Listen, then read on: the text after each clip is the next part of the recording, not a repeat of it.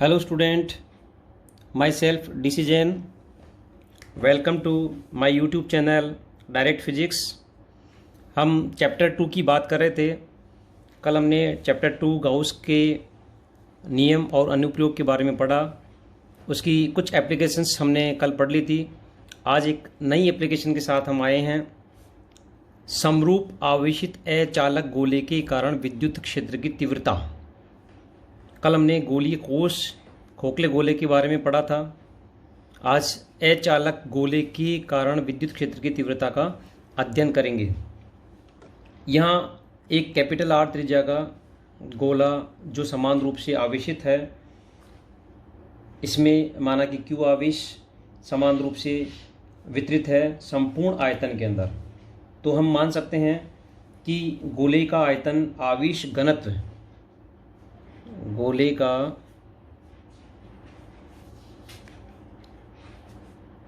आयतन आवेश घनत्व, जिसको डिनोट करते हैं रो से, रो इक्वल टू क्यू बटा वी, या क्यू वॉल्यूम कितना है 4/3 पाई आर क्यूब इक्वेशन 1 के रूप में। हम जानते हैं कि गोले का जो आयतन है वो 4/3 पाई आर क्यूब होता है। अब विद्युत क्षेत्र की तीव्रता ज्ञात करने के लिए हम इस गोले के केंद्र O से r दूरी पर स्थित बिंदु P को इस गोले से बाहर, इस गोले के पृष्ठ पर और इस गोले के अंदर अज्यूम करते हैं, कल्पना करते हैं। सबसे पहले इस बिंदु P की स्थिति के लिए हम फर्स्ट कंडीशन लेते हैं। इस फर्स्ट कंडीशन में हम मानते हैं कि जब P गोले के बाहर है, R is greater than capital R, अर्थात बिंदु P जो है वो गोले के बाहर है।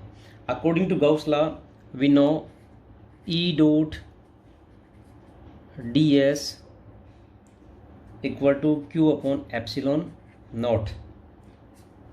Equation 2. Here E and dA both are in same direction. E और dA की दिशा यहाँ पर समान है, अर्थात theta equal to 0। In this condition we can say E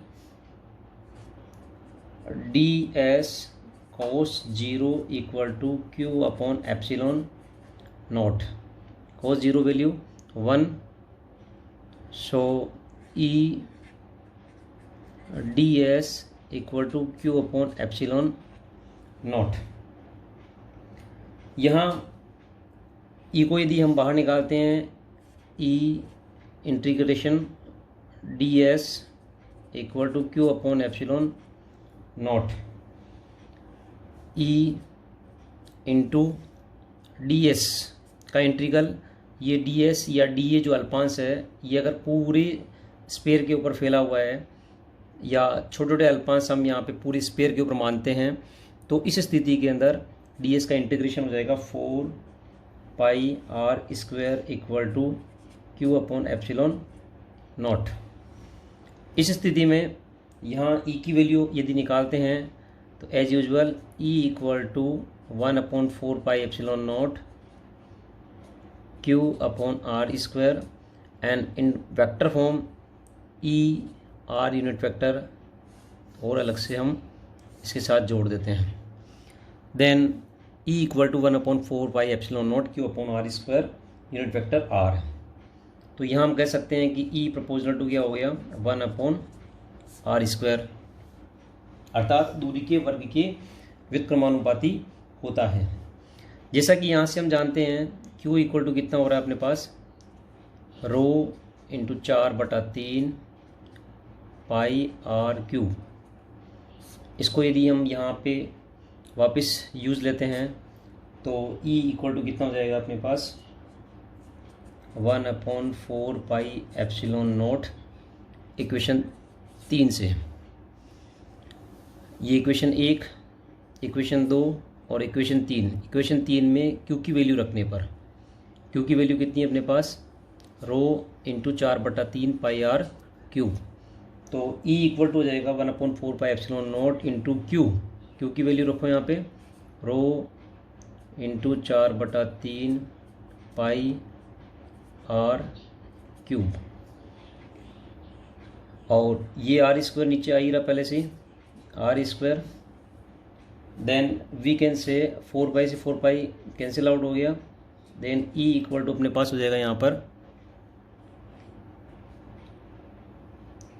E equal to rho upon 3 epsilon not capital R cube बटा R square,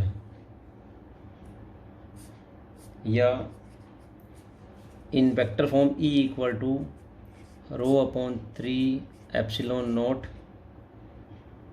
are cube बटा R square unit vector R. Equation number 4। यहाँ एक चीज़ clear है कि विद्युत क्षेत्र की तीव्रता दूरी के वर्ग के व्युत्क्रमानुपाती है, ई प्रोपोर्शनल टू 1/r²। अर्थात समरूप आवेशित अचालक गोले के कारण यदि इस गोले के बाहर r दूरी पर स्थित बिंदु P पर विद्युत क्षेत्र की तीव्रता हमें ज्ञात करनी है, तो विद्युत क्षेत्र की तीव्रता अर्थात intensity of electric field equal to rho बटा 3 एप्सिलॉन नॉट आर क्यूब।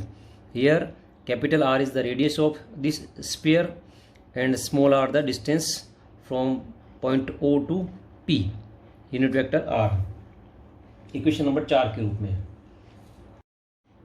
यहाँ हम दूसरी कंडीशन स्टार्ट करते हैं, जब small r equal to r, अर्थात बिंदु P अब उस सरफेस के ऊपर आ गया, पहले बाहर की तरफ था, अब स्मॉल r की जगह पे कैपिटल R किया, तो E equal to 1/4 pi epsilon nought Q upon capital R², या इक्वेशन 4 से हम देख सकते हैं E बराबर रो स्मॉल r की जगह कैपिटल R रखने पर इसकी इक्वेशन बनेगी रो बटा 3 एप्सिलॉन नॉट कैपिटल R। यहाँ फिर से यदि हम इसको वेक्टर फॉर्म में लिखें तो E equal to rho upon 3 epsilon not capital R unit vector R। ये इसकी सेकेंड कंडीशन है। नाउ थर्ड कंडीशन, तीसरी कंडीशन में हम स्टार्ट करते हैं कि यहाँ small r is greater than capital R, अर्थात यहाँ पे तीसरी कंडीशन में small r is less than capital R, अर्थात बिंदु P जो है इस गोले के अंदर, बिंदु P यहाँ पर आ गया और ये जो है इस गोले के केंद्र से r दूरी पर स्थित है। फिर से हमें यहाँ एक कल्पना करनी होगी कि इस गाउसीय पृष्ठ पर एक बिंदु P है जहाँ पर हमें विद्युत क्षेत्र की तीव्रता ज्ञात करनी है। तो इस संपूर्ण गोले पर माना कि चार्ज कितना है Q, अंदर जो स्मॉल r दूरी का हमने गोला माना है उस गोले पर आवेश माना कि Q डैश है, और गोले की सतह के मध्य आवेश कितना रहेगा, Q माइनस Q डैश रहेगा। अब गोलीय गाउसियन पृष्ठ द्वारा परिबद्ध आवेश यहाँ हम ज्ञात करेंगे Q डैश, बाहर पूरा कंप्लीट जो है वो Q आवेश है, अंदर जो गाउसीय पृष्ठ माना उसके अंदर आवेश Q डैश है, तो Q डैश इक्वल टू कितना हो जाएगा अपने पास, rho into 4/3 pi R cube. यहाँ रो की वैल्यू लेंगे हम, तो जैसा कि हमने पहले पढ़ा है कि रो की वैल्यू अपने पास आएगी यहाँ पर Q बटा 4/3 पाई आर क्यूब। रो यहाँ पर क्या है, आयतन आवेश घनत्व। आयतन आवेश घनत्व का मतलब प्रति एकांक आयतन आवेश की मात्रा इंटू 4/3 पाई आर क्यूब। अब यहाँ स्थिति स्पष्ट है कि Q डैश इक्वल टू अपने पास आ जाएगा 4/3 pi cancel out, Q R cube बटा कैपिटल R क्यूब। ये इक्वेशन हो जाएगी हमारे पास। नेक्स्ट, गाउस के नियम से हम जानते हैं कि फाई इक्वल टू होता है E डॉट ds इंटीग्रेशन के रूप में, और इस पृष्ठ के ऊपर या इस पृष्ठ के अंदर कुल आवेश की मात्रा कितनी है, Q डैश बटा एप्सिलॉन नॉट। इस Q डैश की वैल्यू को यहाँ रख दो तो अपने पास आ जाएगा phi equal to Q R cube बटा epsilon not capital R cube. हम जानते हैं यहाँ पे E और DS या ई और डी ए दोनों समांतर है, एक ही दिशा में है, तो इस स्थिति के अंदर cos 0 की वैल्यू यहाँ पर कितनी हो जाएगी, 1 हो जाएगी। या फाई बराबर हो जाएगा अपने पास फिर से E into as usual D S का इंटीग्रेशन कितना हो जाएगा 4πr² equal to Q R cube बटा एप्सिलॉन नोट आर क्यूब। ये चीज़ क्लियर हो जाएगी यहाँ पर। अब कैपिटल ई की वैल्यू अपने को ज्ञात करनी है, तो ई इक्वल टू कितना हो जाएगा अपने पास, E equal to Q R cube बटा 4πr² epsilon naught capital R cube. यहाँ Q इक्वल टू हम जानते हैं, Q equal to 4/3 pi capital R cube rho है। Q इक्वल टू कितना यहाँ पर, Q equal to 4/3 pi R cube rho है। तो इस वैल्यू को यहाँ अगर पुटअप करते हैं हम, तो उस स्थिति के अंदर E की वैल्यू अपने पास आ जाएगी रो आर बटा 3 एप्सिलॉन नॉट। और यदि इसको सदिश रूप में लिखेंगे, वेक्टर फॉर्म में लिखेंगे, तो इस प्रकार की स्थिति अपने पास आएगी E बराबर rho R 3 epsilon naught R unit vector. यहाँ हम देख रहे हैं कि E प्रोपोर्शनल टू क्या हो गया, R, E proportional to R।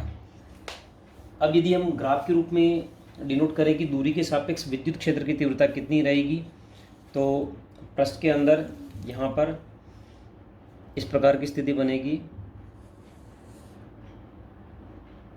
कि गोले के अंदर की तरफ प्रोपोर्शनल टू क्या आ रहा है अपने पास, R, तो ये प्रोपोर्शनल टू R, ये प्रोपोर्शनल टू R। यहाँ मैक्सिमम कैपिटल R पर ये R, ये R, ये O, और इस पृष्ठ से बाहर निकलते दूरी के वर्ग के व्युत्क्रमानुपाती proportional to 1/r², proportional to 1/r²।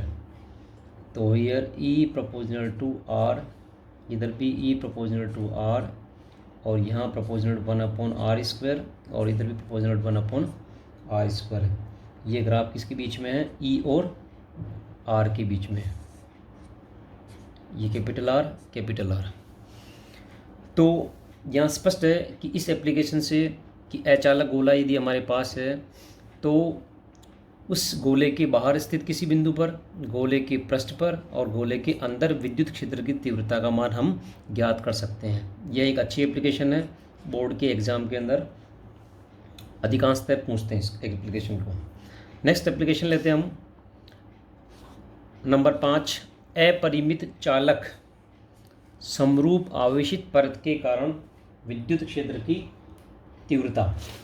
यहाँ एक अपरिमित चालक प्लेट हमने ली है, परत हमने ली है, जिसको हमने समान रूप से धनावेशित कर दिया है। जब इस प्रकार की अनंत विस्तार की चालक प्लेट को आवेशित किया जाता है, तो आवेशित पट्टिका के बाहरी पृष्ठ पर समान रूप से धनावेश या अन्य आवेश यहाँ पर वितरित हो जाता है, जिससे चालक के भीतर विद्युत क्षेत्र की तीव्रता शून्य रहेगी। फिर हम गाउसीय पृष्ठ के अनुसार एक बेलनाकार गाउसीय पृष्ठ की हम कल्पना करेंगे, जिसके 3 पार्ट होंगे, S1, S2 और S3 के रूप में। यहाँ E की दिशा और DS की दिशा यहाँ पर समान रहेगी, जैसा कि हमने पहले पढ़ा है। ठीक उसी तरह से जैसे रेखीय आवेश के कारण या रेखीय तार के कारण हमने लिया था, तो उसकी दिशा क्या रहेगी, लंबवत रहेगी। तो यहाँ पर भी क्या है कि चालक के पृष्ठ पर उसके निकट बाह्य बिंदु पर विद्युत क्षेत्र प्लेट के पृष्ठ के हमेशा लंबवत रहता है। अर्थात फिर से हम एक गाउसीय पृष्ठ की कल्पना करेंगे, जिसमें हम कह सकते हैं कि बेलनाकार गाउसीय पृष्ठ द्वारा परिबद्ध आवेश कितना हो जाएगा, Q equal to sigma S, equation 1। क्योंकि हम जानते हैं कि सिग्मा इक्वल टू कितना होता है, Q/S। सिग्मा क्या है यहाँ पर, पृष्ठ आवेश घनत्व। पृष्ठ आवेश घनत्व का मतलब होता है प्रति एकांक क्षेत्रफल आवेश की मात्रा, समीकरण नंबर 1 के रूप में। इसके बाद हम विद्युत क्षेत्र की तीव्रता ज्ञात करने के लिए फ्लक्स की परिभाषा काम लेते हैं। फाई बराबर E डॉट ds और ई और डी एस की डायरेक्शन समान है, तो E D S cos theta के रूप में लिखेंगे फर्स्ट स्थिति के लिए। तो यहाँ 3 पार्ट करेंगे, S1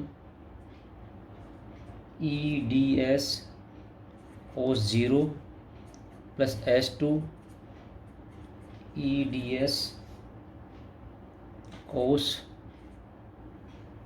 0 plus S3 E D S कोस 90। यहाँ स्पष्ट है कि जब S2 पार्ट हम ले रहे हैं तो E की वैल्यू वैसे ही कितनी है, 0। तो फर्स्ट वाला पार्ट सेकंड वाला पार्ट जैसे S वाला, तो ये तो वैसे ही कैंसिल आउट हो जाएगा। अब 2 पार्ट अपने पास बच रहे हैं, कोस 90 की वैल्यू कितनी हो जाएगी, 0। तो केवल एक पार्ट अपने पास बचा यहाँ पे, यानी E इंटीग्रेशन S1, केवल S1 वाला part ds plus 0 equal to कितना हो जाएगा अपने पास, sigma q upon epsilon naught. Gauss का नियम ये कहता है कि गाउस का नियम उससे बंद निकाय में परिबद्ध आवेश और एप्सिलॉन नॉट के अनुपात के तुल्य विद्युत क्षेत्र की तीव्रता या फ्लक्स की परिभाषा से ई डॉट डी एस आपस में क्या होते हैं, समान होते हैं। और q बराबर क्या बताया यहाँ पे अपने, sigma S according to equation first, sigma S upon epsilon nought. Then E S equal to sigma S upon epsilon nought, S cancel out. Then we can write E equal to sigma upon epsilon nought, E direction और in vector form n। यहाँ अभिलंब सदिश के लिए हम n unit vector को दर्शाते हैं। तो इस केस में हम कह सकते हैं कि E proposal to direct sigma, then we can draw the graph between the sigma and E, sigma E यह एक सीधी रेखा में मिलेगी और ये R पे डिपेंड नहीं कर रहा है। तो then we can say for R which is not depend on E, say इस तरह का ग्राफ हमारे पास आएगा E का। तो स्टूडेंट्स, ये हमारे पास 5 एप्लीकेशन गाउस के नियम की कंप्लीट हो गई है और इन 5 एप्लीकेशन के साथ एक एप्लीकेशन और हमारे पास है गोलीय चालक के लिए। 6th एप्लीकेशन है किसी भी गोलीय चालक के कारण विद्युत क्षेत्र की तीव्रता जो कि समान रूप से आवेशित है। तो जैसा कि हम जानते हैं कि गोलीय चालक को यदि हम आवेशित करते हैं तो सारा आवेश उसके पृष्ठ पर आ जाता है। ठीक उसी तरह से जैसे गोलीय कोश या खोखला गोला हमने काम में लिया था, तो उसकी जो एप्लीकेशन है, उसका जो डेरिवेशन है, वही इस गोलीय चालक के अंदर, या हम कह सकते हैं कि समरूप आवेशित चालक गोले के कारण विद्युत क्षेत्र की तीव्रता का मान भी ठीक वैसा ही रहेगा जैसा कि हमने एक गोलीय कोश में किया था। तो इस प्रकार ये गाउस के सभी अनुप्रयोग 6 अनुप्रयोग जो हमारे सिलेबस में हैं वो सब कंप्लीट हो गए हैं। नेक्स्ट वीडियो में हम नया टॉपिक लेके हम आपके साथ वापस मिलेंगे। Thank you.